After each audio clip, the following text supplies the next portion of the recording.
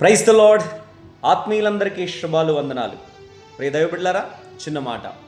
ఒకసారి సాతానుడు ఏం చేశాడంటే దావీదుకు ఒక ప్రేరేపణ కలుగు చేశాడు. ఏంటి అంటే ఇశ్రాయేలులందరినీ నీవు లెక్క చూడాలి అని. అయితే దేవుని యొక్క ఉద్దేశం ఏంటంటే ఇశ్రాయేల్ని ఎవరిని ఈ దావీదు గారు లెక్క వేయకూడదు అన్నది దేవుని యొక్క ఆలోచన, దేవుని యొక్క ఆజ్ఞ.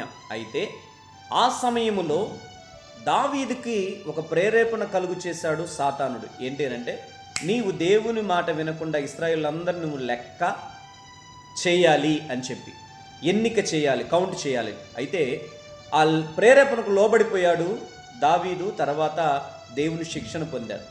అదే రీతిగానే ఏబు జీవితంలో కూడా సాతానుడు వచ్చి ఏబును ప్రేరేపించినప్పుడు ఏబు సాతాను యొక్క ప్రేరేపణకి ఏమాత్రం లొంగిపోలేదు. అందుకే రెండంతల ఆశీర్వాదం పొందగలిగాడు. సో పాపులు నిన్ను ప్రేరేపించినప్పుడు ఆ ప్రేరేపణకు లోబడకూడదు అని వాక్యం సెలవిస్తూ ఉంది. కాబట్టి ఎవరు ప్రేరేపించినా, అపవాది ప్రేరేపించినా ఆ ప్రేరేపణకు లోబడక దేవునికి ఇష్టానుసారముగా నిలకడగా ఉండమని ప్రభు పేరిట మనవి చేస్తూ ఉన్నాను. Praise the lord.